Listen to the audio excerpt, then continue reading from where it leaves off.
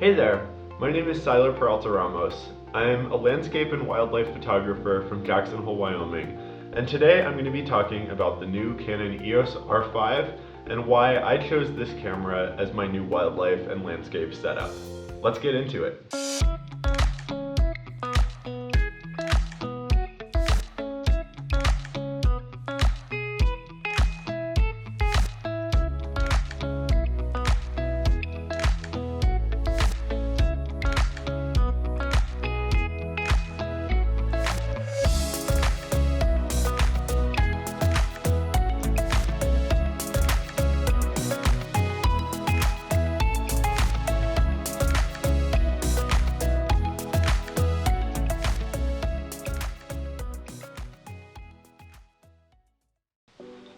Okay, so now I have the camera out of the box, but before I talk about the specs on this camera and compare it to some other mirrorless cameras, I just want to mention that I am not sponsored by Canon or anybody to talk about this.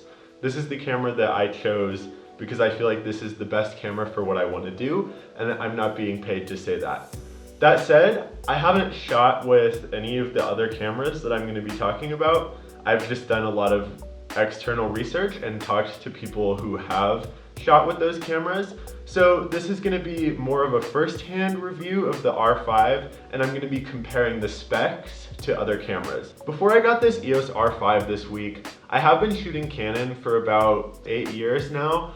I shoot with primarily this Canon 5DSR, which I have sitting right here, and that is Canon's previous high resolution camera in the DSLR space. It's a 51 megapixel camera, which is fantastic for landscapes, and I really love this camera for that purpose. And I actually also really like this camera for wildlife as well. It's great to have that extra resolution because a lot of wildlife photographers shoot with crop sensor bodies actually because it gives you more detail, and that way having that high resolution sensor, I have the option to crop in a little bit more when I need to, and it's also really nice to have that extra detail because I really like to do large prints of wildlife as well. The downside to this 5DSR though is that it is a very slow camera. This 5DSR shoots about 4 frames per second in a burst, and it'll only maintain that for about 12 shots, which means that you have to be pretty conscious of where your buffer is when you're shooting wildlife, and that can be challenging. It's also a great way to learn how to predict wildlife and not rely on the camera always. Though that said, I'm really ready to have something faster, which is part of why I decided to switch to mirrorless. First off, while I have this camera here and also my 5DSR here, I'd like to compare the form factor of these two cameras just to give a little comparison of what it's like switching from a DSLR to a mirrorless camera. Now, quickly, I'm gonna take off the lenses here so you can get a better sense of the size.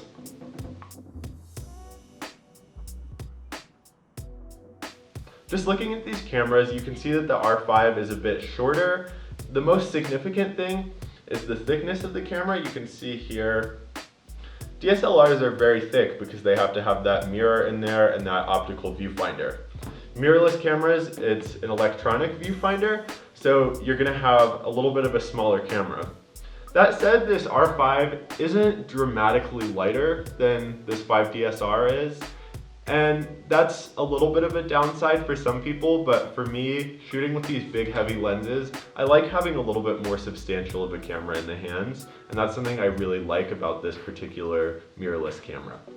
Now, switching to the back of the camera here, let me turn these around.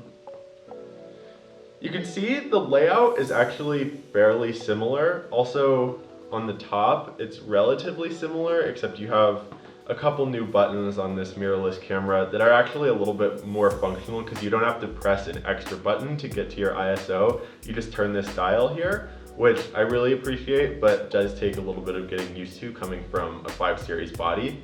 But in general, switching over to this R5 felt really comfortable and really natural coming from a 5 series DSLR. Now, in this part of the video, I want to talk a little bit about why I chose this particular camera over other mirrorless cameras or even other DSLRs as a wildlife and landscape photographer.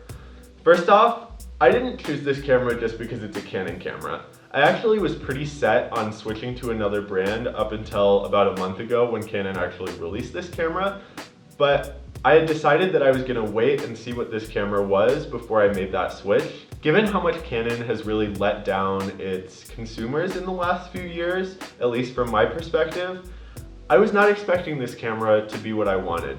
So I just want to leave that as a quick disclaimer that I'm not necessarily a loyal Canon shooter. I was fully ready to switch to Sony or Nikon need be. Now I'd like to go through the specs on this camera, and I'm going to be primarily going through the specs that I found most relevant in my decision to stick with this Canon R5 rather than switching to Sony or Nikon. This comparison, to be fully honest, is not really going to consider Nikon all that much, because although I know Nikon has wonderful cameras, particularly their D850, their mirrorless cameras and their autofocus capabilities just haven't quite caught up with Canon and Sony quite yet. So I'm not going to be really talking about Nikon cameras too much.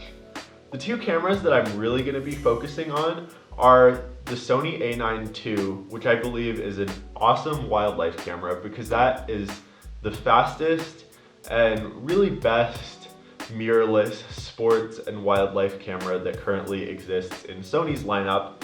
And then there's also the A7R IV, which is their high megapixel body, which would be wonderful for landscapes and would have a very similar purpose to this 5DSR, where it's a wonderful landscape camera, but it can also take really awesome high detailed shots of wildlife and allow you to have that opportunity to crop in a little bit more.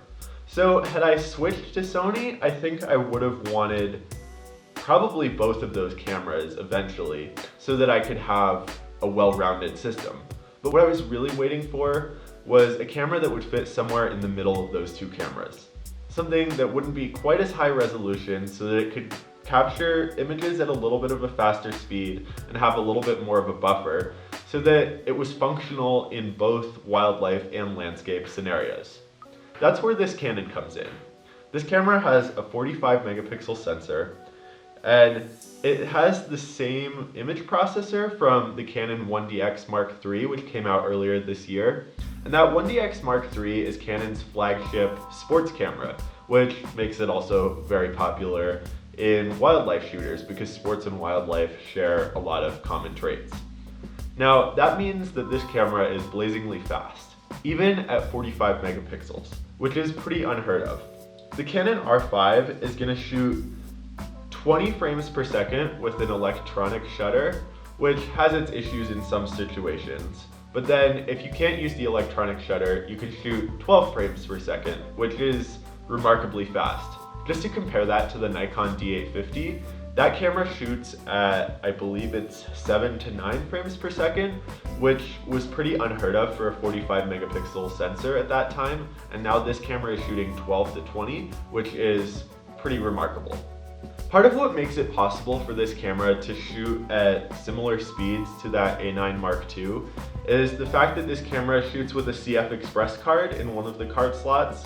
The second card slot, unfortunately, is an SD UHS-2 card slot, which is the same card slot that's in the A9 camera.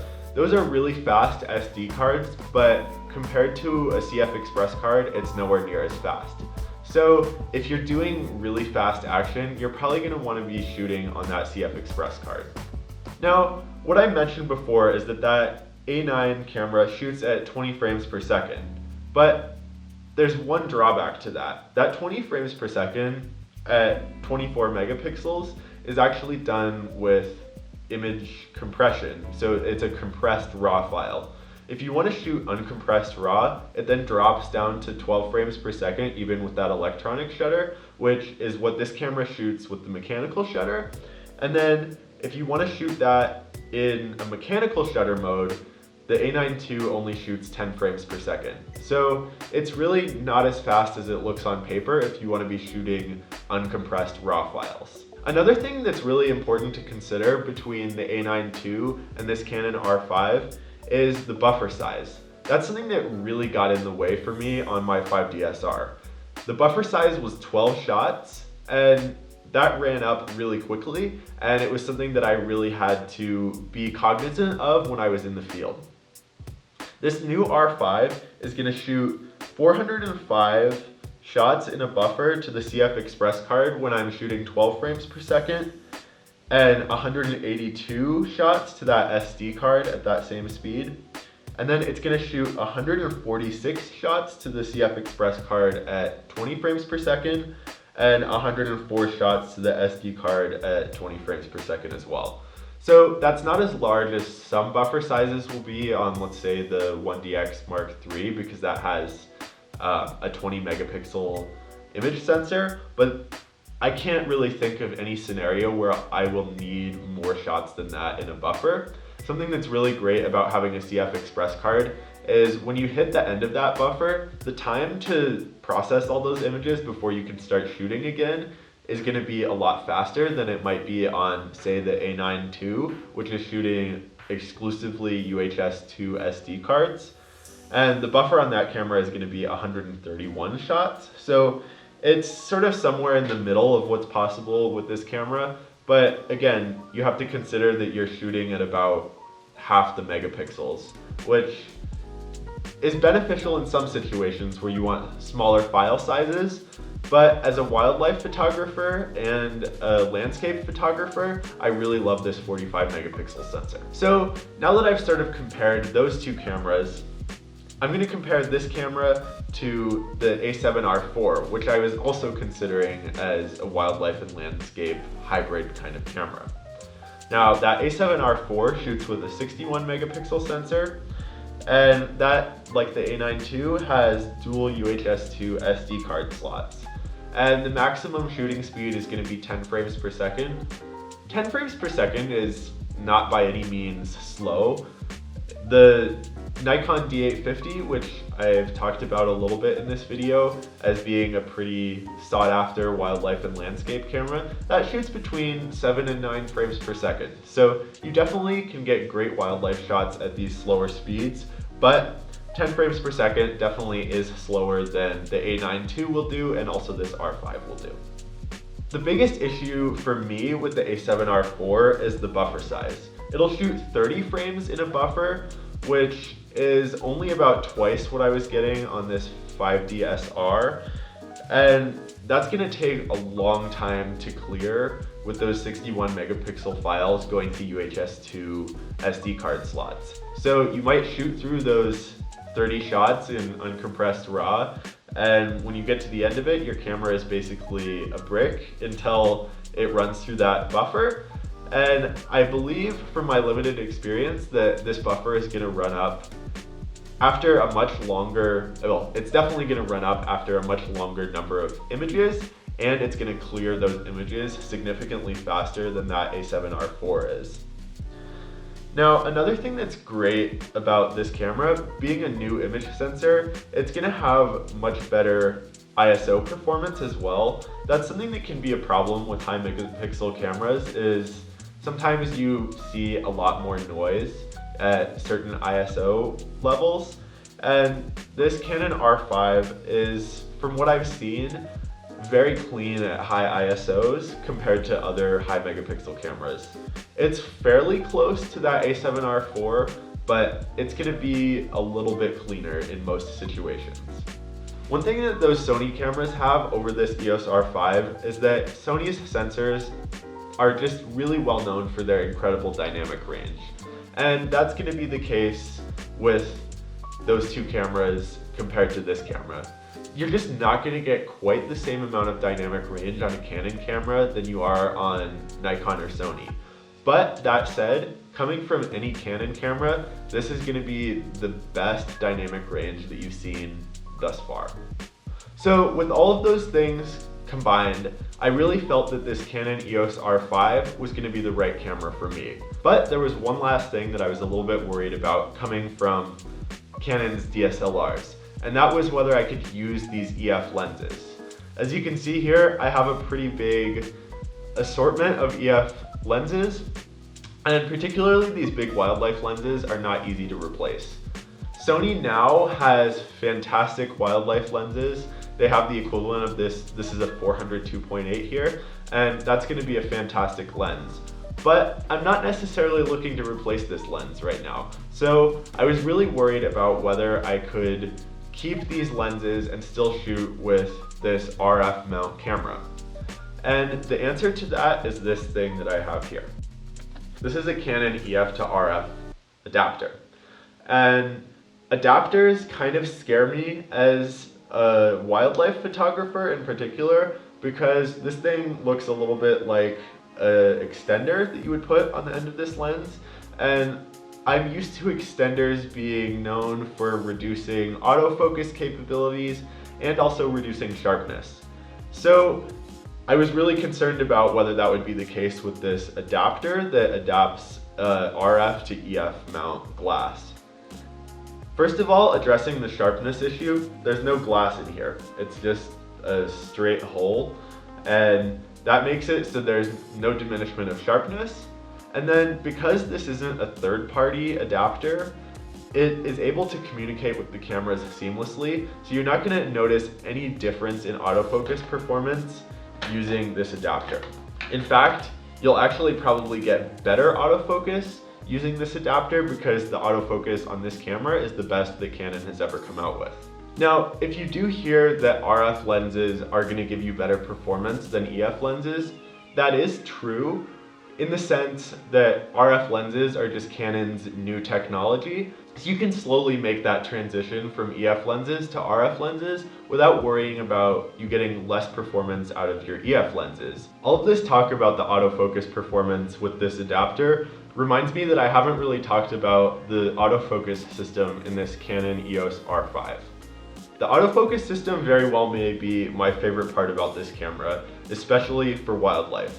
I think the autofocus in this mirrorless camera is what's going to make a lot of wildlife photographers switch to mirrorless, and particularly switch to this camera. Now, Sony has used incredible autofocus for a number of years, and Canon and Nikon have really been lagging when it comes to autofocus.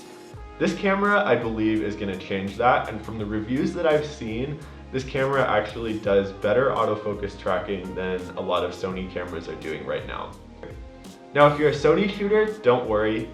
Sony will surely improve their autofocus capabilities in their next bodies, but for me, I think this is really the best autofocus system when it comes to wildlife and action. The thing that makes this autofocus system so remarkable is that it uses 1,053 autofocus points.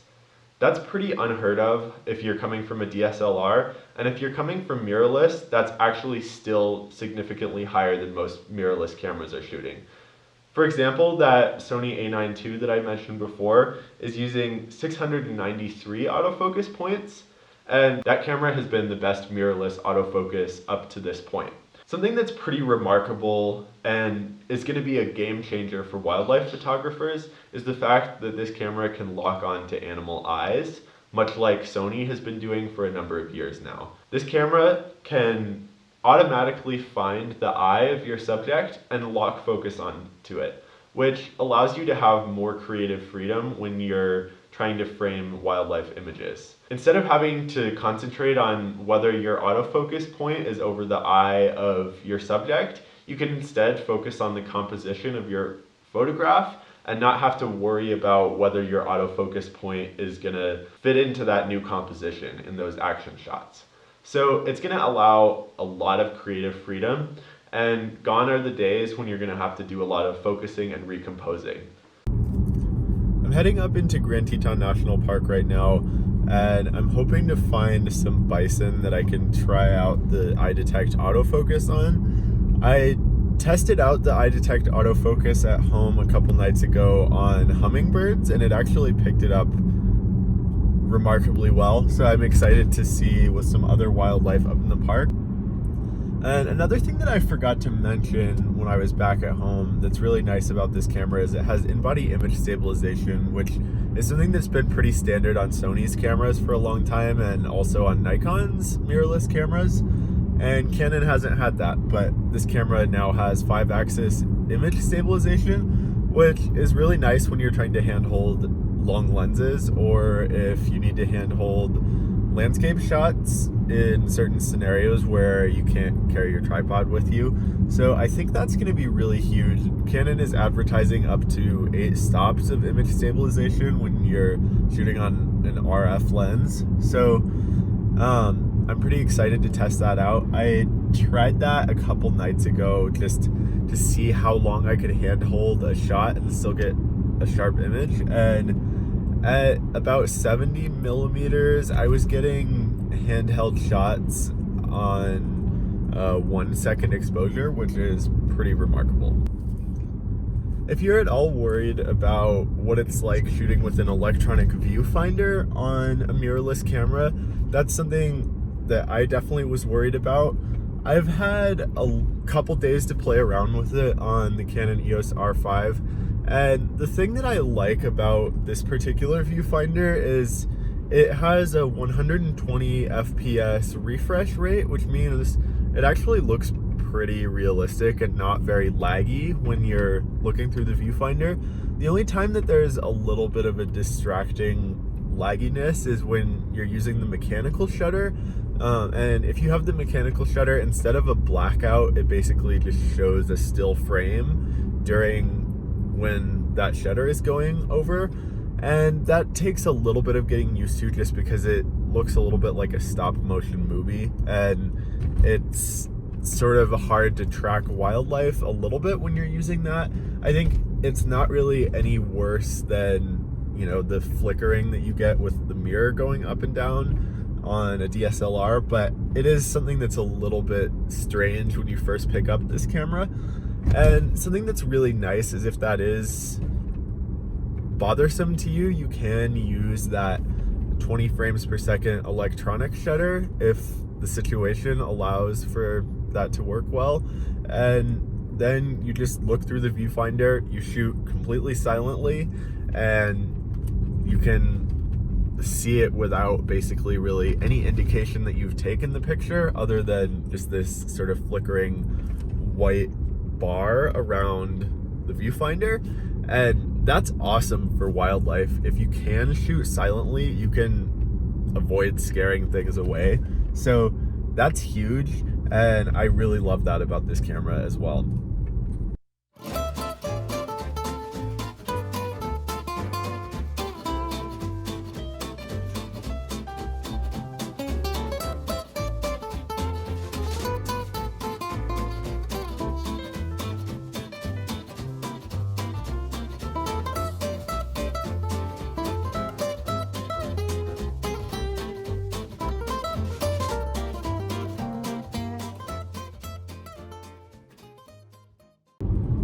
So I just did some testing of the iDetect autofocus out in the Tetons, and I was trying it on bison, pronghorn, and then there were some hawks flying around. And the hawks and the pronghorn, the iDetect focus worked perfectly as far as I could tell every time. It was just remarkable sort of finding the eye before I would ever be able to move a focus point over there, focus and recompose. So that was pretty exciting. It had a little bit of a harder time with the bison just because bison are so dark and their eyes are dark on top of that.